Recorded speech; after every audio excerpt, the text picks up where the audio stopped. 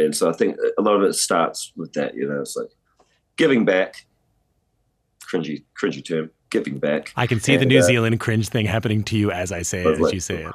Giving back, pay it forward. Oh. Gross.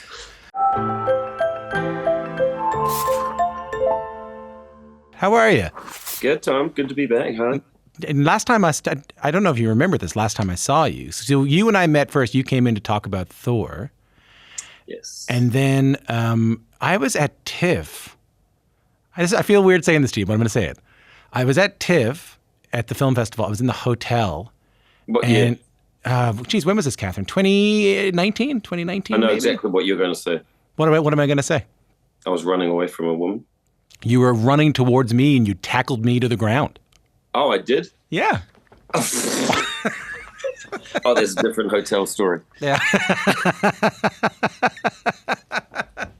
Yeah, it could have easily been your story. No, yeah, I remember that story very well. It gave me something to brag about for years after that. Oh, that's good. That's good. I just thought I was going to say, save me. Get this woman away from me. Yeah, please, Tom, do your best. Congratulations on this film. Were you a soccer fan growing up? I really loved watching World Cups all my life. I've loved watching those, just watching countries compete. I didn't follow any particular team like on, I wasn't like a follower of like Man United or anything like that. And also New Zealand growing up, we only had 2 TV channels, so it was pretty hard to see any of those kinds of games. So I played a bit of it as a kid, but then like most kids just started to migrate over to rugby, and that became my passion. But I do, since making this film, I have like a newfound respect for the game of football or soccer. I guess just playing rugby all my life, I didn't really think too much about the complexities or the skill level that you need to play football, and it is a tough game. This is going to sound reductive, but it's a lot of running. When I watch it, I just can't get over how much running, and when you're watching it, well, usually I feel like for an outsider watching it, it feels like a lot of running for nothing. Yeah, there's a lot of running not to get past to. A lot of running not to, and also a lot of the time not even to get a goal. Yeah. Like, I feel like all those. My memory of watching soccer is just always it's like 1-0 or 2-1. Yeah. Nothing super crazy like 31-0 like the game. There's a great segue, like the game that was lost by American Samoa to Australia in 2001, 31-0. Still the record for the biggest international loss in a game of football. What a pro you are, by the way. When did you find out about this team, this American Samoa team? Actually, I'd never even heard of this game happening or anything when it did happen. I guess it was probably like a news bite or something like that. But I watched the documentary in 2014, and that was the first time I'd really heard of it. And I couldn't believe that it was real. I couldn't believe I hadn't heard of this loss, but also I was just amazed at the turnaround that the team went through, and the great move to get Thomas Rongen in to coach the team, and also just like the characters within the documentary. And I was drawn in particular to Thomas and to Jaiyah, and it was around about and after watching it, I never even thought I'd ever want to make a sports film, but I watched that and I thought it's got all of the elements that you want in a great uplifting underdog sports film. And I just thought, I barely have to write this. It's all done. So it was selfishly, it was also laziness that made me think, I could just do this really fast. Ironically, I shot it in 2019, and it's now 4 years later. Finally, it comes out. The universe had other plans. Pandemic, we couldn't work on a film for a year, and then also the strike, which took away almost another year. It was actually great, having a year. I think I had 14 months away from editing this film, and it was just bliss. I went back and watched it after all that time. I thought, I can see what's wrong with this. It's just like someone else has made this thing, and I just thought, I know you can just change this and this, and so it's, I really wish I could have more time away from projects now. And then come back to them with a different perspective. I mean, wouldn't that be great to be able to take 14 months away from every movie you make and be able to great? come back to it afterwards and say, oh, this is what I think of it? Kubrick, man, he had it right all along. Just take 10 years between films or something. Yeah, make 4 films in your life. That was the right idea. Yeah. Hold on, help me understand this better. And I'm trying to think about people who don't know the story as well. Like, what was it about this documentary you watched about the American Samoa team who had suffered the worst international loss of all time? I think it was 31-0. And then they hire this coach to come in from the outside and try to rebuild the team and just try to get them going. What was it like when you say I was blown away by it? I was really intrigued by it. Like what was it? We've all seen great sports films and stuff, and I think one of my favorite ones is Cool Runnings, and this just felt like Cool Runnings but with soccer. And I just wanted to see more. The idea of seeing Polynesians, Pacific Islanders on screen. Really drew me in, and I'd just been away making Thor and Jojo Rabbit, and I'd been away from the Pacific for about 6 years or something. And I was homesick, and I wanted to be around my people again. And this was an opportunity to do that, and to make, and also to go back to making a small film in my style, which was like 25-day shoot, very fast, very small crew, and very intimate. And like most of my films, this.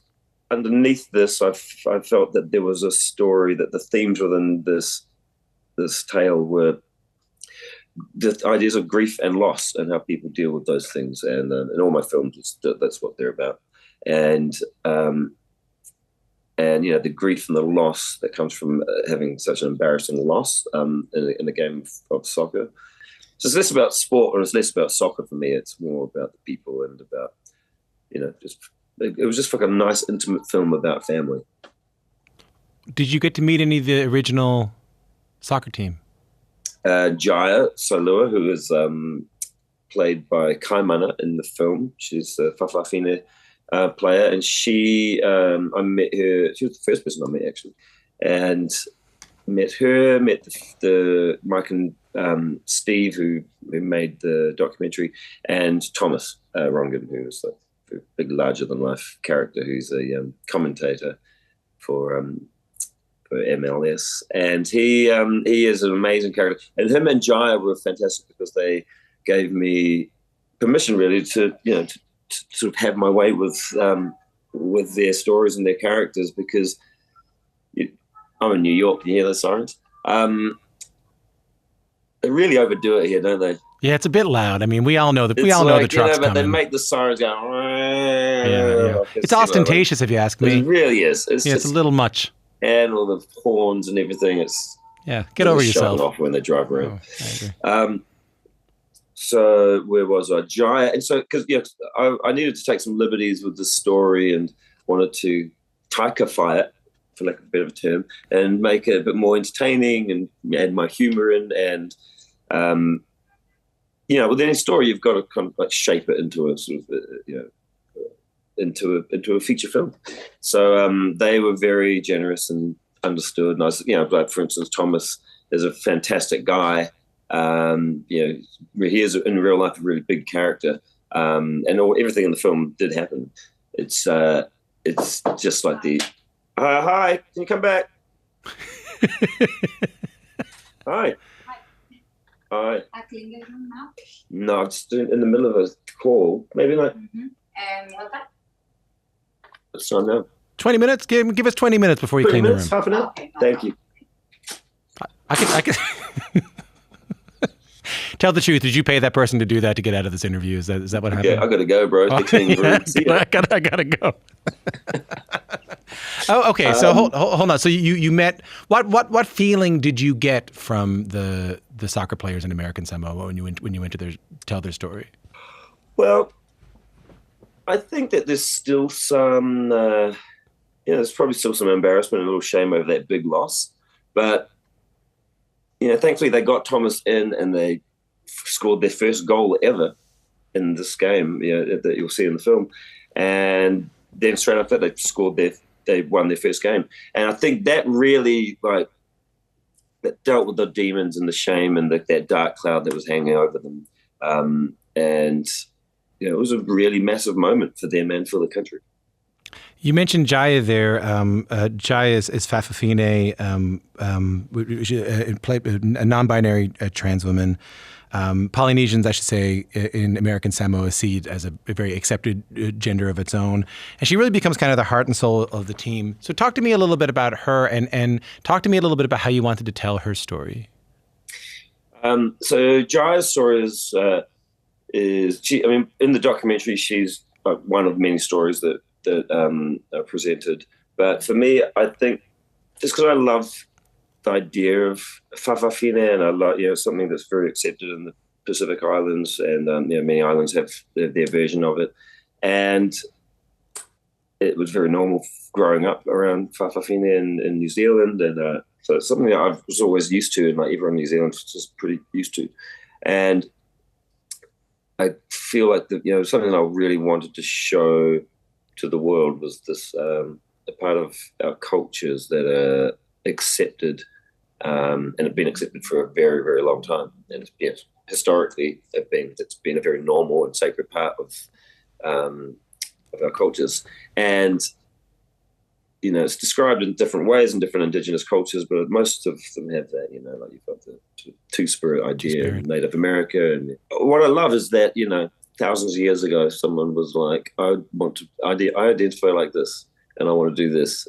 And people were like, that's cool, you do what you want. We need to like go fishing and like eat. And like there's more important things to think about than like, get hung up on how someone else wants to identify with what someone else wants to do with their body. So I just like the idea of presenting that, and in a way where we didn't have to explain it, and we didn't have to like make it the main part of the film. It's not like look how progressive I've got a trans player, and it's like because that would have been the only part of the film. And I think there's something very subtly powerful about saying through the depiction of Jaiyah in this film, at a time when trans people's like identity especially in the U.S. and I'm not going to give Canada a break, including here in Canada, is people have such strong opinions of it, and people and trans people are living in fear, and to in this film show people being like, hey, in certain parts of the world and in certain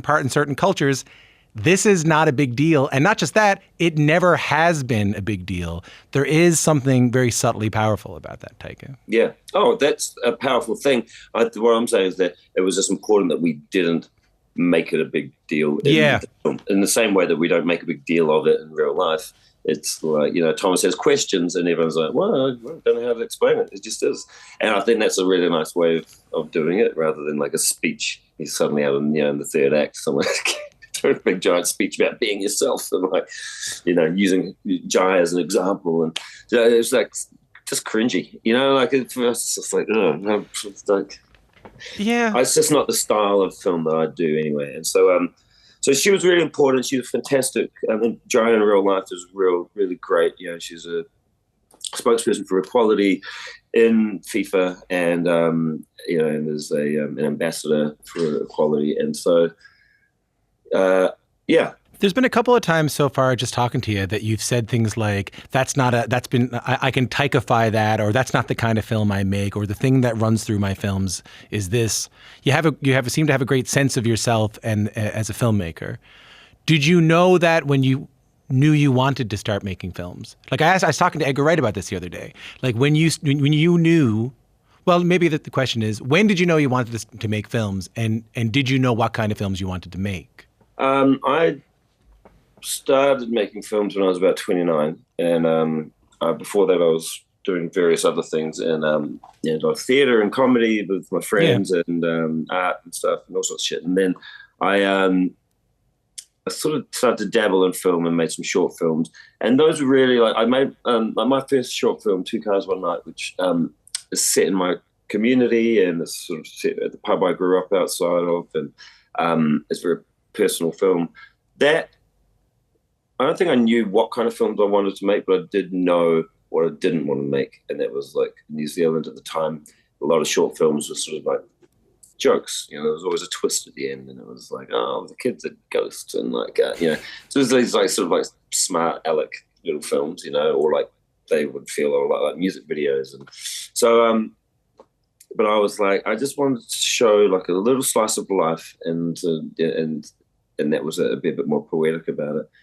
So I really knew what I wanted to do with that, but it was really not until I did Boy, my second feature, that I felt like I knew myself a lot more. Eagle vs. Shark was my first feature, and that one I made as a, in some ways, really just to see if I could make a film. So then the next one was What We Do in the Shadows, which is completely different to Boy or Eagle vs. Shark. But the sensibility is there. There's a tone, and there's definitely a voice within those films. And a lot of that is trying to avoid things that I hate. Trying to avoid things that you hate. Like in cinema, films that I've, like there's things I've seen, and like growing up with a lot of American cinema and not liking a lot of it, or like not liking the sort of weird saccharine feeling that I would get from watching a lot of the treatment of subjects in American films. Yeah. We're very guilty of it in New Zealand as well. And obviously there are moments in every film that it's going to make you feel a little bit like that. But it was more just like trying to, like in New Zealand, we've got a very sensitive kind of cringe meter where we feel like if it feels like it's going to be too, what's the word? They call it, when you're talking about like cheesy films or like emotional films, and it's like sentimental. Yeah. If it feels too sentimental, like sentimental is a bad word for me. If someone described my stuff as sentimental, I don't think that's a good thing. So we're trying to avoid that feeling, but still create emotion and heart. But it feels like you were trying, like, it feels like you almost challenge yourself to make films that open the door to sentimentality in an easy way, and to make them in an unsentimental way. I mean, if you look at Jojo Rabbit, I mean, I want the feel. It's hard to describe. I want the emotional parts of it. I want people to feel and to cry, and to have those moments of joy and be uplifted. It's just like not in that. I don't even know how to describe it. It's a feeling.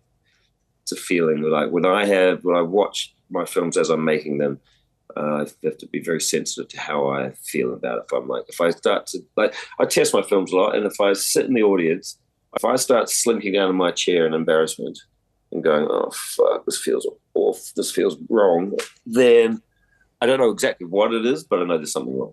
And Has that happened? Time code, and I'll say, okay, we need to work on this because I felt a bit icky. Has that happened really to you? Yeah, some moments do. I've definitely had moments where sometimes it's like a joke won't work and you feel embarrassed about that. It's just anytime you feel embarrassed, you should just look at that. Were you surprised at all that sensibility, that very New Zealand sensibility that you talk about there, that sort of aversion to sentimentality, that sort of like low cringe factor, and also like, just speaking as someone I'm also from an island in the middle of the ocean, like I'm from Newfoundland. So like, I find it really interesting that and we have a very specific type of humor that I don't know if it would translate all around the world, or like I would be surprised if a very the kind of humor that we have in Newfoundland translated to like a wide global audience. Was it ever surprising for you that for you and like Brett and Jermaine out of New Zealand, that this very sort of regional style of humor did really translate all around the world? It was a surprise, really. We grew up on with a mix of American comedy and British comedy. My favorite TV shows, Fawlty Towers, growing up, and Blackadder, and all these sort of British series. So and being trapped on an island in the middle of nowhere, as you were, there is a sense of humor that develops, but and I feel like it was very different to everywhere else. And I feel like it's like you're very observant, because all there is to do is just to watch other people and watch other shows and watch things. You leave New Zealand, you go to America, and all you do is observe, because it's just such a wild thing to look at. Yeah. And so it feels like, we don't talk a lot, and we don't like the sound of our own voices that much in New Zealand. And so we often come to America and fuck, you guys talk a lot, and all about yourselves. And so so that's kind of, I think that's, there's a base there of how we approach things and approach comedy. And it's don't have anything to say, don't say it for a start. and then what is an original way of looking at stuff? What is, and I call it comedy of the mundane, or which is just, I think comes from just walking around empty suburbs your whole childhood with friends, bored and just nothing to do, and just talking about stuff and making jokes about stuff. And it's just like the comedy of boredom or being bored. And like, so like a lot of the stuff we do is like, and this is not a new thing, but it's like, just talking about boring subjects and like just seeing how long you can do it for. And, or like making or like just running a gag for so long that it gets annoying and then keep doing it. And like, and so like what we do in the shadows, nothing happens in that film. So it's just like, it's just people talking about, nothing really happening. And like, and I just loved looking at the most boring elements of being a vampire. Like how boring would it be, and would be boring. And that I think for us felt like a new thing. One thing I was talking about yesterday, we were talking with Dan Escule, who's one of the directors of Reservation Dogs this year, the TV series that you're the executive producer on. And we talked a little bit about your support of Indigenous storytelling in North America, here in Canada, back home in New Zealand. And I was reading a quote about this film we're talking about Next Goal Wins. And it reminded me of something you just said about the comedy of mundanity, but also like the importance of allowing people to be mundane. You said something along the lines of like, every time Indigenous people are depicted, especially South Pacific Indigenous people, or maybe I'll just get you to say it, but they're often seen as very important and noble, and they give speeches to educate everybody, but that there's a power in allowing Indigenous people to be mundane and silly, and wrong. Allowing them to be boring characters and allowing them to not be the most, like to not be that character and to be like someone who doesn't have the answers, or someone who doesn't know how to track the bad guy, or someone who's not connected to nature or doesn't know how to fish. Like those are more interesting to me because we've been depicted, and also so true.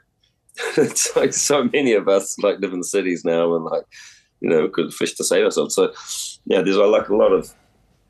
I just feel like it just needs, and even with Reservation Dogs, like people's idea when you say Native American to someone, like their like the image in their head is definitely not those kids on that res in that TV show, and it's just about exposing people to more versions of ourselves. It's a powerful thing, man. In its subtlety. Yeah.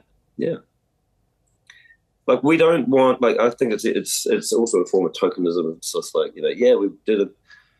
We managed to get a native or an Indigenous person or a Pacific Islander in every TV show in America right now. But there's some people would see that as a triumph. I would see that as pointless unless it's meaningful and and has a purpose and it's not just tokenism and they're like ticking the box. Because that part of the diversity solution is not working. I think the diversity thing is like shows can be diverse, but instead of like just having, ticking a box from every culture or every ethnic background that you can, a show can be diverse by just being a black show. That is diversity. The diversity is in creating more stuff by more people.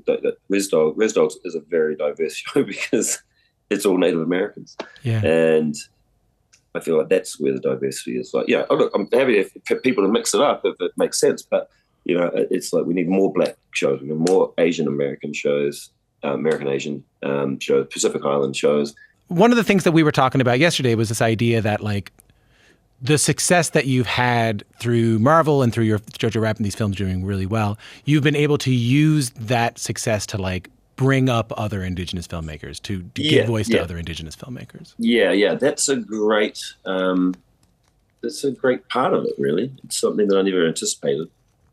I didn't get into this at all to help my people.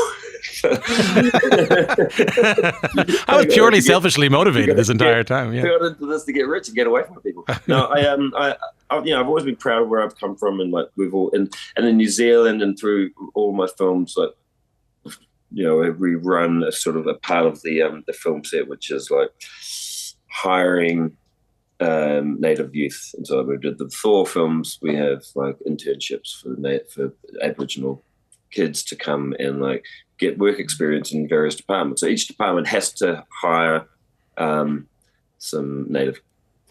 young Native people, and not necessarily even kids, but just to give them a taste. And it doesn't need to be their dream to be a filmmaker. It's just to give them, to show them that there are other options out there, that this is a possible job. And a lot of them stayed in it and are still working today. And so I think a lot of it starts with that, it's like giving back, cringy term, giving back. I can see the New Zealand cringe thing happening to you as I say it, as you say it. Giving back, pay it forward. Oh. Gross.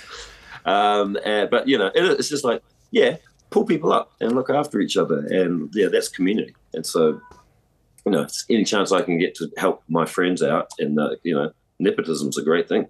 It's like help each other out, and like people have given, they've taken chances on me, or like given me, helped me out with favors and stuff in my youth, and you have to keep doing that.